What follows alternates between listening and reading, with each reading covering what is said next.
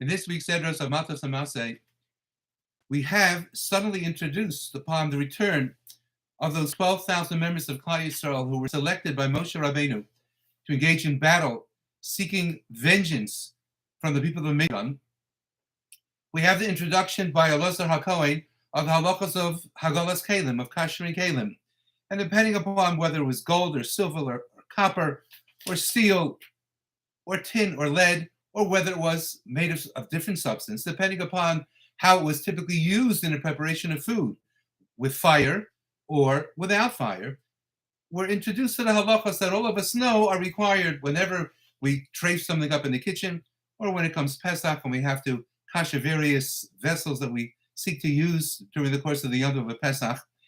And the question that should arise, I imagine, is why is it first introduced here instead of having been introduced in the earlier wars? After all, Klal Yisrael had already engaged in war with Sicha Melech HaMori, with Og Melech HaBashan.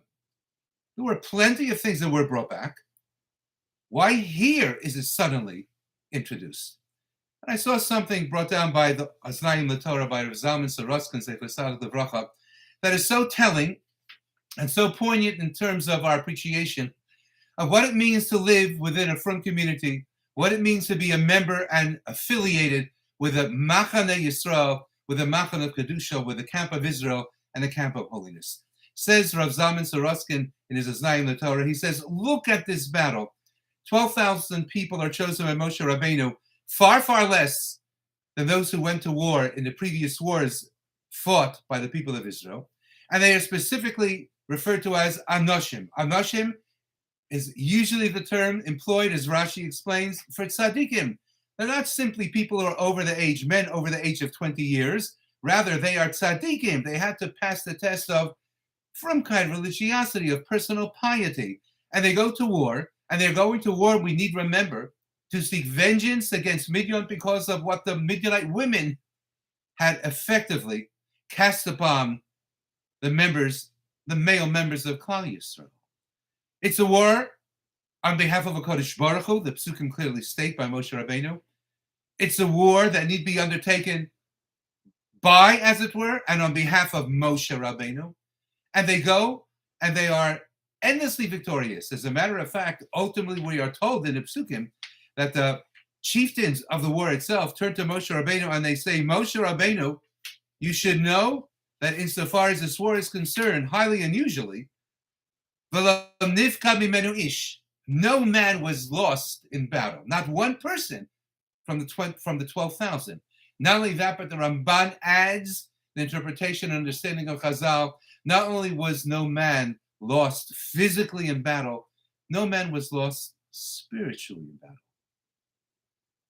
Wartime, we know, can wreak havoc with one's neshama and one's mind, one's priorities. And there was no one, no member of Klal Yisrael, no member of that 12,000 league of fighters on behalf of Israel against Midian that was lost, neither physically nor spiritually. And they come back and they return. And they're sharing their wealth with Klal Yisrael. And they're tzaddikim. And no one was sacrificed in battle. And they come back, and what does Moshe Rabbeinu say to them? He says, wait. He says, you can't return to the Machana Shechina so quickly and so easily. Number one, you're Tameim. And therefore, in fact, you have to be outside the camp. And you have to have the Mechata sprinkled upon you, the waters of purification sprinkled upon you on days number 3 and days number 7. And afterwards, you have to see to it that there's the appropriate immersion of your clothing. And only after all of that is performed, then Moshe Rabbeinu says, V'achar tovo el hamachana. Then you could come back into the machana, into the camp. Says Rav Zalman Saroskin, we need forever be mindful of the fact, kedei lilmo mizeh, to understand and to learn from this, ad kama al ish Yisrael, how imperative and how so far-reaching secure of Klal Yisrael, lehi zoher melogor mechutz l'kedushas hamachana, to be so careful if and when one finds oneself afar from the camp of Israel, even if it's just for a little while, even if it's per the command of HaKadosh Baruch Hu, Moshe Rabbeinu, to engage in battle.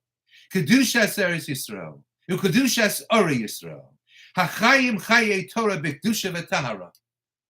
We need be so mindful of when we live afar from a religious community and we don't have the infrastructure that is required for a thriving religious community.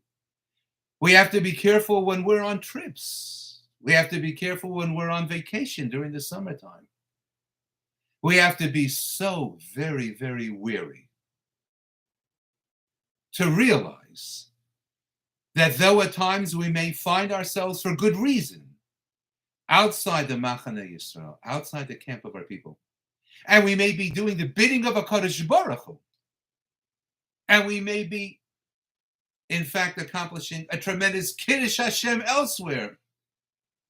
But if we're not part and parcel in domain, in the physical reality of the Machane Yisrael, then oh, how careful we need exercise all the decisions that we make, all of the things that we are exposed to, all of the allures that prey upon us. Bein HaMetzarim, between the straits, not finding ourselves exactly in a Machane Yisrael of Kedusha, blessed by HaKadosh Baruch Hu, feeling the penetration of our enemies against us between Shavasa B'Tammuz and Tisha B'Av. We need to be ever, ever, ever mindful and constantly reminding ourselves of the need to be part and parcel of Kedushas Machane Yisrael, and to appreciate that if for whatever reason we ever step outside that limit, then upon return we need to engage in a process of purification, of tahara, for ourselves, for what we eat, for the kalim that we use, that need to be kashered and then first immersed in a mikveh, for our clothing, what we've embraced or adopted from others insofar as styles.